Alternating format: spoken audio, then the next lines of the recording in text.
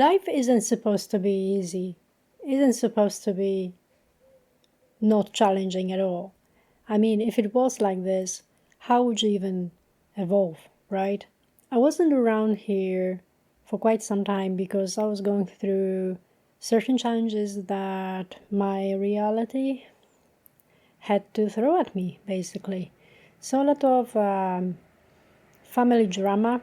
I found myself playing out the role of my family dynamic that I actually forgot how much of it was still in me. It took every bit of effort to come back to balance. I wanted to talk about how you can somehow navigate the challenging situations in your life, especially when you find yourself in the midst of a storm, and even though you try to change your life, your 3D sucks you in and throws you back into old patterns. What I notice is that no matter what happens around you, the most important thing is to constantly focus on change and constantly focus on how you want to implement the change in your life. And even if you have challenges, it's very important not to become discouraged and not to give up. I think the moment you give up is the moment where you actually lose the possibility to change. So today in the morning when I was meditating, I had this revelation that even though healing is my end goal, it's not something I should focus on. In order to change, in order to heal, you need to change. So I need to focus on executing the change in my life. So how a person who does not have this condition behaves and how this person reacts, how this person carries herself. I've been also believing more into this concept of change, and this is actually changing itself because back in the day, I wasn't really so much convinced that it is actually self-transformation and change that ultimately results in improvement in health. Up until some time, I was always focusing on health and I was always noticing lack of it. So I was kind of reaffirming that it's no longer there. So I was always affirming that the end goal is not here. Thus, I would push away this end goal. And instead, what is much wiser to do is to focus on executing the change. It's to sit and journal and write down what are the behaviors of a person that no longer has that challenge in their life. And the more you embody this person, the better it gets. During the day, we are always somehow bombarded by our past and our way of anticipating outcomes. When you fight with yourself, you basically fight with your past. And you can't really change the past. It already happened and you kind of remember it. So in order to actually embody the change, you basically need to embody it. But this is easier said than done. The first thing you need to do is to empty your cup. So basically, just like drjoedispenza is teaching us to focus on nothing, to become no one nowhere in no time. And I can do it pretty well in meditation, but when I have eyes opened, it's much different.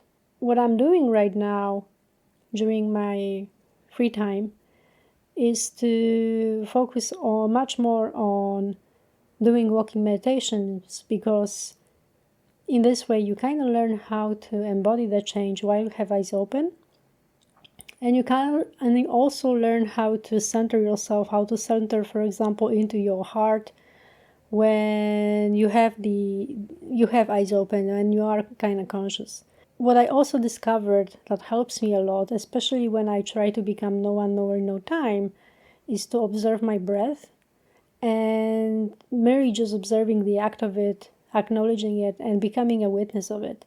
You can also apply same technique when it comes to challenges. So instead of being pulled in by the challenge, you just need to somehow observe it, just like you observe the breath. So you start with the breath because it's quite easy to do so.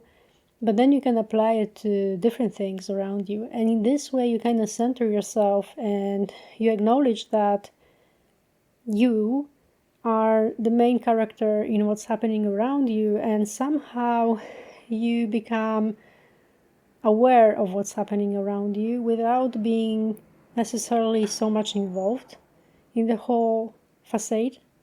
I'm saying facade because the moment you change, the moment you adopt new identity, that's the moment where the reality starts to shift. One of the realizations that I had yesterday was connected to people that are around me. I can see clearly now that certain individuals that I came in contact with, they change with me. It can go both ways.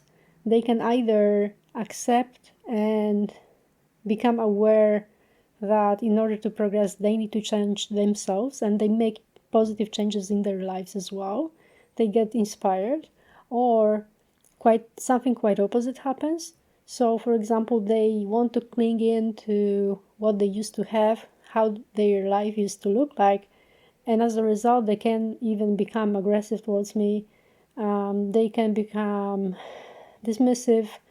They can become offended. However you can put it, they basically do not accept me as a person because I act as a mirror for them to see themselves as a person that is at a disadvantage in a way. But ultimately, it is their choice. So I decided to basically accept things as they are. Not all people want to change. And this is something that I realized yesterday, that in order for me not to go crazy over certain things, I basically need to accept that there will be individuals in my life that will probably never change, and it's basically their right, and it's not my business. And the best thing I can do is to focus on myself and focus on people that want to change, that are together with me on that journey. And that's basically what matters. And I also wanted to tell you that you're not alone, that there are people around you. There will be, and even if they're not, there will be people around you who will also want to change.